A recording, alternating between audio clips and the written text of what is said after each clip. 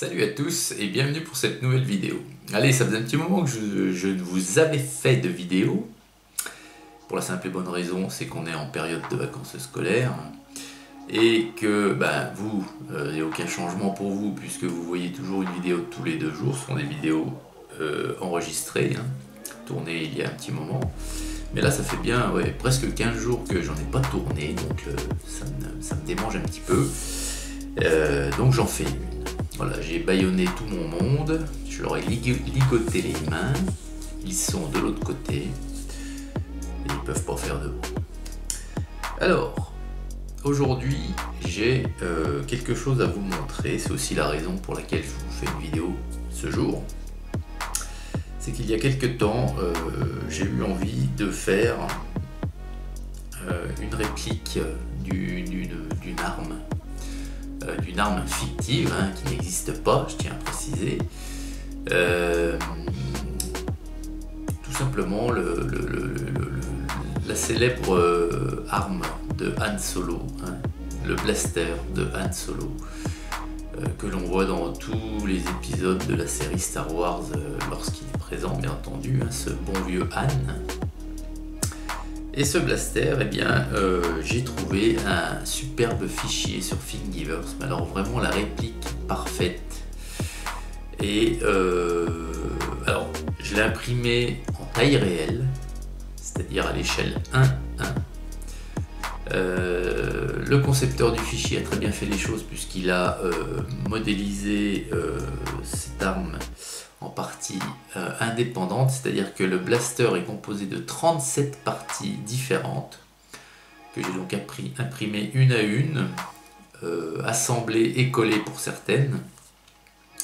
Et si le concepteur n'avait pas eu la bonne idée de faire ces parties, de faire cette arme en plusieurs parties, j'aurais pas pu l'imprimer avec mes imprimantes parce que en taille réelle, il est beaucoup plus grand que ne me permettraient les capacités d'impression de mes imprimantes.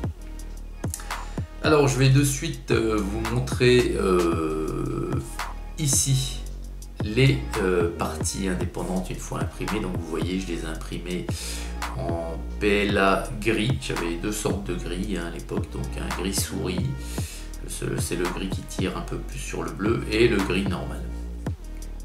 Donc ça, ce sont les parties indépendantes qui sont sorties brutes de l'imprimante, qui sont commencées de nettoyer pour certaines, d'autres qui sont comme en sortant de l'imprimante. Et ensuite, j'ai assemblé et collé le blaster en entier.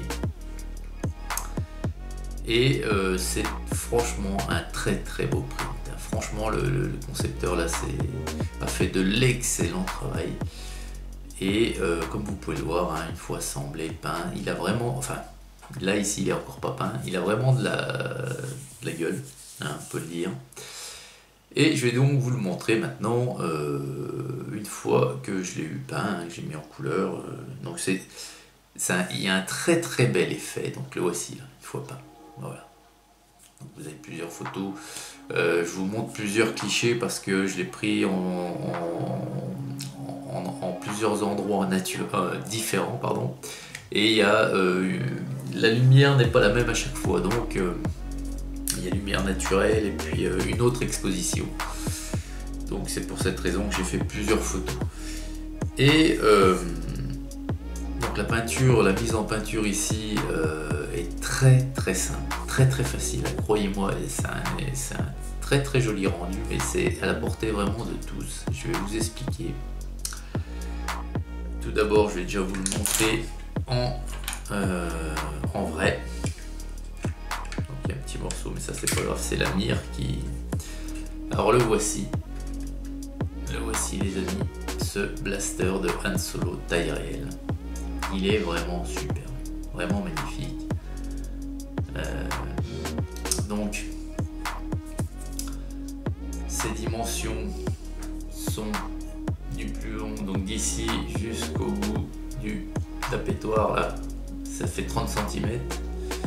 La hauteur fait 17 cm de la lunette jusqu'au bas de la crosse, mais si vous déployez la mire, parce que vous avez la mire sur l'autre côté à fond, il fait bien plus de 17 cm de haut. Donc, voilà. Alors je vais vous parler un peu de ces fonctionnalités parce que malgré tout que ce soit un print 3D, regardez la gâchette, vous pouvez actionner la gâchette, elle revient. Pourquoi? Parce qu'il y a un système d'élastique à l'intérieur du corps de l'arme que vous mettez en place lors de l'assemblage. J'ai oublié de vous le préciser, mais le concepteur fournit un plan de montage avec, où vous est notamment expliqué la façon d'installer les élastiques pour que la gâchette puisse s'actionner. Vous avez une fonction ici qui simule l'armement du chien, du porc. Voilà. Comme ceci. Voilà. Sinon, comme je vous le disais, hop, vous avez donc la mire ici, vous voyez, qui se déploie. Je ne sais pas si vous le voyez. Donc après, moi je ne veux pas trop forcer parce que j'ai peur de la casser, mais normalement, vous voyez, cette mire, elle se remonte au maximum, ce qui fait qu'elle viendra à peu près à cette hauteur-là une fois carrément en angle droit. Moi je la laisse comme ça, c'est bien. Donc voilà ce superbe print, hein, sincèrement. Donc 37 parties indépendantes. Donc une fois assemblé, il est vraiment très ressemblant. Hein, donc les fans de Star Wars, là, je pense que vous allez confirmer. Hein, il est chouette. Hein. Et alors je vous dis, il est taille réelle. Hein, vous pouvez le prendre en main, pas de souci. Ça peut très bien servir comme d'objet de collection, d'exposition, hein. Mais ça peut aussi servir, parce que c'est quand même costaud, hein, je veux dire, vous pouvez y aller, hein, vous pouvez jouer, enfin jouer entre guillemets, mais vous pouvez vous en servir lors d'un cosplay, hein, tout simplement. Voilà. Donc alors cet objet, pardon, pour la peinture, vous voyez que moi je trouve, enfin je l'ai montré en photo sur plusieurs endroits sur internet, on m'a dit que le rendu était superbe, que le rendu était bien réalisé, hein, la patine, la peinture, c'est tout ça, c'est tout ça. C'est tout simple. J'ai donc, une fois assemblé, collé, j'ai donc sous-couché l'intégralité du flingue avec une bombe à 3 balles, 3-4 balles que vous trouvez à Action, hein, pour pas les nommer. J'ai pas d'intérêt à nommer Action, mais c'est un magasin où on trouve de tout et à très peu cher, franchement. Donc ces bombes là, elles vont super bien, quoi. Je veux dire, voilà, moi avant j'achetais des bombes à 10 balles. Bien souvent, arrivé avant la fin, j'arrivais plus à faire sortir la peinture parce que le système d'expulsion de la peinture était foiré. Là, c'est 3, ouais, 3. Mais c'est pas 4 €, je crois pas. Hein. 3 balles et des brouettes et ça fonctionne du tonnerre. Donc du noir, ils ont toutes les couleurs, donc du noir mat. Voilà. Et ensuite, j'ai commencé la peinture du revêtement de la crosse, hein, pour simuler le bois, quoi. Alors la crosse, j'ai utilisé du Balor Braun de chez Citadel, vous voyez. Voilà. Une fois bien sec le Balor Braun, j'ai fait un jus d'Agrax Earthshed, toujours de chez Citadel, pardon. Voilà. Donc le jus c'est un ancrage, hein, c'est de l'encre. Et c'est ce qui fait que cet encre qui va venir se ficher, vous voyez, dans tous les creux. Dans tous les creux du print. Hein. Donc là vous voyez, il y a des stries sur la poignée garde-main, sur la crosse. Pardon, ouais, putain. Je vais arriver à vous faire un héros en direct, hein, dites-moi. Voilà.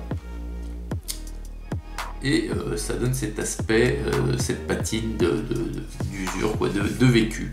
Hein, donc les juges, c'est très bien. Franchement, je les utilise tout le temps. Le rivet, là, c'est du doré. Donc vous avez le même de l'autre côté ici. Donc là, c'est une pointe de Retributor Armor, hein, toujours de chez Citadel, mais n'importe quel doré fera l'affaire. Hein. Ça, il n'y a pas de souci. Et alors, tout le reste, tout le corps de l'arme, toutes les parties noires, le corps de l'arme, la lunette, etc., pour donner cet aspect de métal usé, j'ai fait un brossage. Alors, pour ceux qui connaissent Citadel, vous allez halluciner, vous avez vu le pot là? Ça, c'est les tout premiers pots de peinture Citadel. Alors, j'ai acheté ce pot. Je n'exagère pas.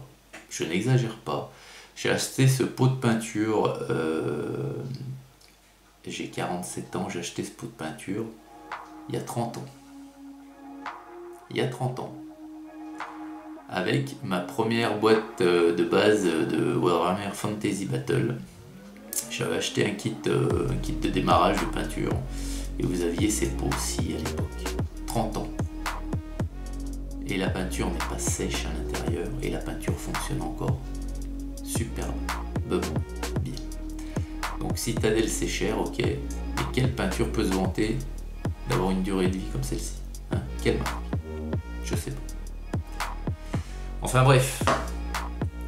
Donc un brossage de Mithril Silver. Un brossage très très léger, c'est-à-dire avec parcimonie, pas de partout en plus, hein, vous voyez. J'ai vraiment pris soin de ne pas en mettre de partout, hein. Alors vous insistez sur les arêtes tout de même, tout ce qui est arête proéminente, cassure nette, voilà.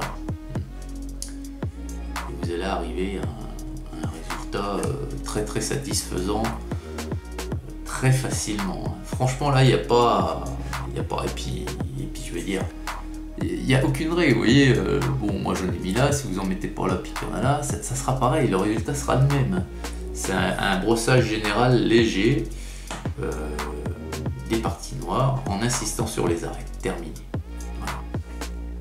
Donc voilà les amis, voilà ce petit blaster de Han Solo, taille réelle, réplique d'armes de l'univers Star Wars. Et bien voilà, et bien écoutez, j'espère que cette nouvelle petite vidéo sur mes impressions 3D vous aura plu. Je vous souhaite une excellente journée à toutes et à tous, et je vous dis à très vite pour une prochaine vidéo.